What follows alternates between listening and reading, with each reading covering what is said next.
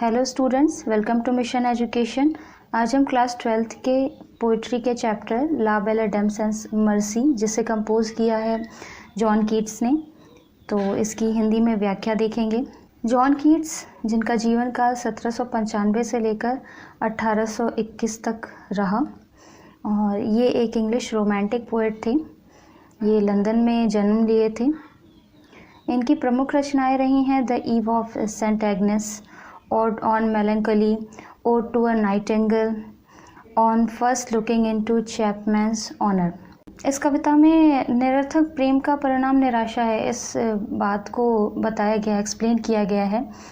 यह सुंदर युवतियों की सुंदरता की निर्दयता की ओर संकेत करता है कि किस तरह राजाओं, राजकुमारों और योद्धाओं को उसने दास बनाया था, और अब इस योद्धा को भी, ये जो सामंत है जिसके बारे में यह पोएम में बताया गया है, इसको भी किस प्रकार से उसने अपना दास बना लिया, गुलाम बना लिया और उसे बर्बाद कर दिया। कविता दो भागों में विभक्त है। प्रथम भाग में कुछ लाइंस में कवि ने योद्धा यानी सामंत से उसकी उदासी का कारण पूछा है, और बाद के स्टैंजाज में सामंत ने उत्तर दिया है। तो स्टार्ट करते हैं ये poem. O what can ail thee knight at arms, alone and palely loitering, the sage has withered from the lake and no birds sing. What can ail thee night at arms? ओ शस्त्रों से सुसज्जित योद्धा, तुम्हें कौन सी पीड़ा सता रही है? Alone and palely loitering, जो तुम इस तरह से बिल्कुल अकेले, तुम्हारा चेहरा जो कि बिल्कुल पीला पड़ गया है, तुम इधर उधर क्यों भटक रहे हो? The sage has withered from the lake, और जो झील के किनारे किनारे की घासें हैं, जो नमी हमेशा पाकर बढ़ती हैं, वो भी सूख गई हैं, इतनी ज़्यादा ठंड पड़ रही है। एंड नो बर्ड सिंग, और कोई भी पक्षियाँ चहचहा नहीं रही हैं। कवि इसमें पूछ रहे हैं सामंत से कि बहुत कड़ाके की ठंड है और नमी वाले स्थानों पर उगने वाले जो घास हैं अब झील के किनारे किनारे सूख गए हैं, सूख चले हैं। पक्षी भी किसी गर्म स्थान को उड़कर चले गए हैं। मीन्स यहाँ पर ऐसा कोई भी सिम्पटम नज़र नहीं आ रहा है, संकेत नहीं नज़र आ रहा है जहाँ पे आप घूम सको, टहल सको। तो किसी का भी इस तरह से बाहर जाना, घूमना ठीक नहीं है। लेकिन वह योद्धा अकेला घूम रहा है, उसका चेहरा बिल्कुल पीला पड़ गया है।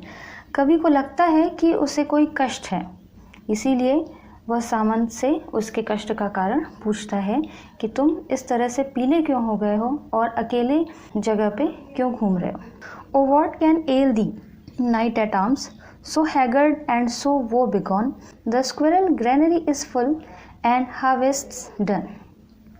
ओ what can ail thee knight at arms. अब जॉन कीट्स नाइट से पूछते हैं कि वह इस खराब मौसम में इधर उधर क्यों भटक रहा है। इस जगह पर घूमने योग्य कोई आकर्षण शेष नहीं रहा है। यहाँ तक कि गिलहरी ने भी अपने भंडार जाड़े के लिए भर लिए हैं, और किसान ने द हार्वेस्ट डन, किसान ने कृषि कार्य पूर्ण कर लिया है और अपनी फसलों को काट चुके हैं। कोई पशु या पक्षी बाहर नहीं है। कवि पूछता है योद्धा से कि तुम इतने थके और दुखी क्यों दिखाई देते हो। सो हैगर्ड एंड सो वो बिगन, तुम इतने थके और दुखी क्यों दिखाई देते हो। I see a lily on the brow with anguish moist and fever dew, and on thy cheeks a fairy rose fast wither true.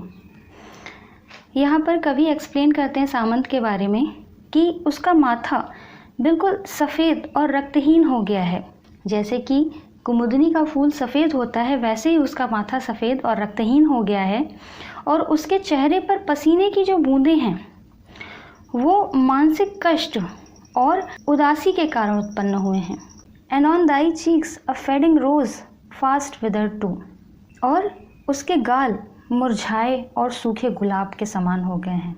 In lines में कवि ने एक्सप्लेन किया है सामंत के बारे में कि उसका माथा बिल्कुल सफ़ेद और रक्तहीन हो गया है, जिस प्रकार से कुमुदनी का फूल बिल्कुल सफ़ेद होता है, और उसके चेहरे पे जो पसीने की बूंदें हैं वो उसके मानसिक कष्ट और परेशानी के कारण उत्पन्न हुए हैं, और सूखे गुलाब की तरह उसके गाल बिल्कुल मुरझा से गए हैं। Next stanza. I met a lady in the meads full beautiful a fairy's child. Her hair was long, her foot was light, and her eyes were wild. इस स्टैंजा में अब नाइट ने एक्सप्लेन रिप्लाई करना शुरू किया है और आगे से यह, जैसा कि मैंने आपसे पहले ही बताया था कि यह कविता 2 भागों में विभक्त है, तो शुरू की इन लाइंस में कवि ने पूछा है, अब सामंत का उत्तर आ रहा है। नाइट ने रिप्लाई किया है कि वह एक महिला से मिला। I met a lady in the meads. वह एक महिला से मैदान में मिला। Full beautiful a fairy's child. जिस प्रकार से कोई परी का बच्चा बहुत खूबसूरत होता है, तो वो भी वैसी ही बहुत ही खूबसूरत थी। और हर हेयर वॉज लॉन्ग, उसके बाल बहुत लंबे थे। हर फुट वॉज लाइट, उसके पैर बहुत ही हल्के थे, मीन्स उसके चलने का मैनर बहुत ही ग्रेसफुल था। And her eyes were wild, और उसकी आंखें बिल्कुल जंगली थी, अर्थात भावना और उत्तेजना से भरी हुई थी। I made a garland for her head and bracelets too and fragrant zone. She looked at me as she did love and sweet moan. योद्धा कहता है कि उसने उस महिला के लिए फूलों के गहने बनाए, जैसे उसके सर के लिए एक माला तैयार किया और उसके हाथों के लिए ब्रेसलेट्स बनाए, हाथों की माला तैयार की।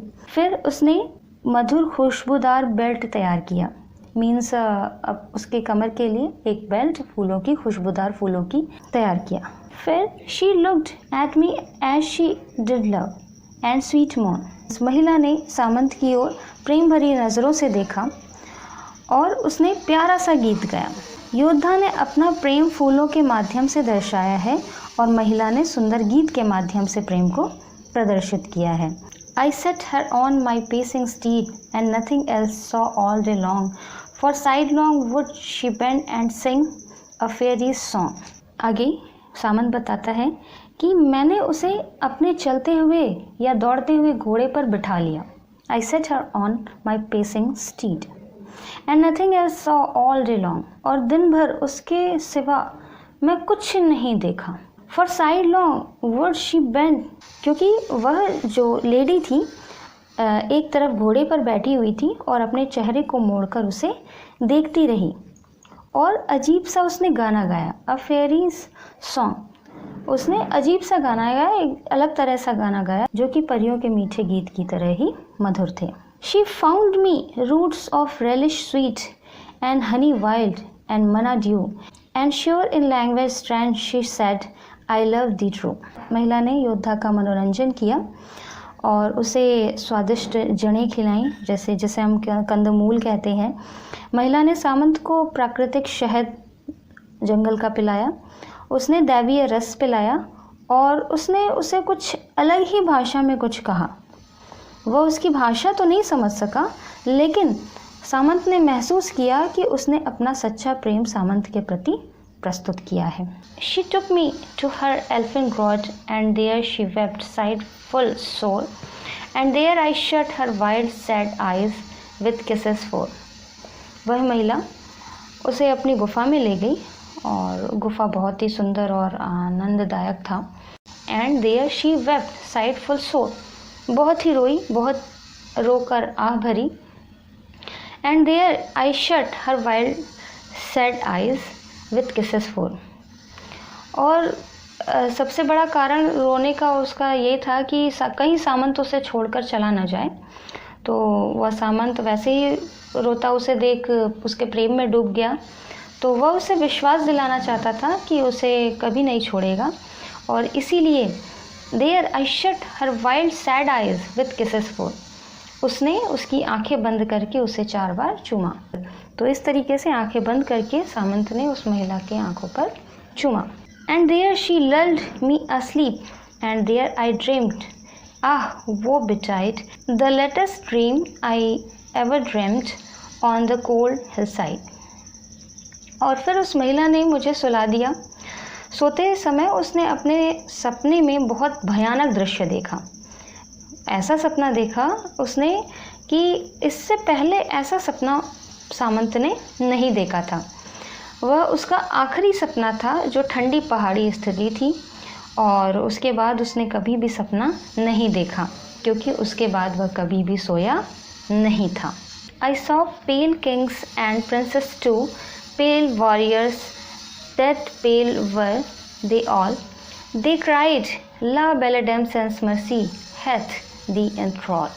मैंने राजाओं, राजकुमारों और योद्धाओं को अपने सपने में देखा। वे बिल्कुल पीले पड़ गए थे, जैसे कि कोई डेड बॉडीज होती हैं। वे उसे चिल्लाकर बता रहे थे कि वह महिला दया विहीन है और उसने उसे गुलाम बना लिया है। वे इसलिए ऐसा सामंत से कहे क्योंकि उस महिला ने उन्हें भी अपना गुलाम बना लिया था।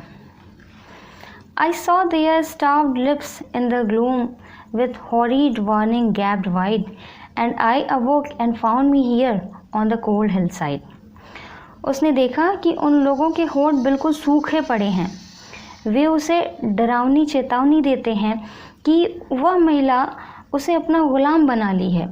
तभी मेरी नींद खुली और मैंने अपने आप को यहाँ ठंडी पहाड़ी पर पाया।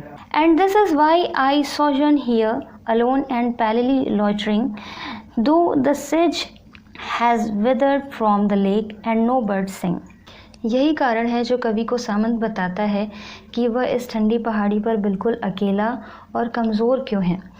यद्यपि ठंड है यहाँ और झील की घासें भी सूख चुकी हैं, यहाँ कोई चिड़िया नहीं गा रही है और वे सभी किसी गर्म स्थल पर चली गई हैं। तो ये था एक्सप्लेनेशन स्टूडेंट्स ला बेले डैम सेंस मर्सी का, जिसे कंपोज़ किया जॉन कीट्स ने। और आई होप आपको ये एक्सप्लेनेशन समझ में आया होगा।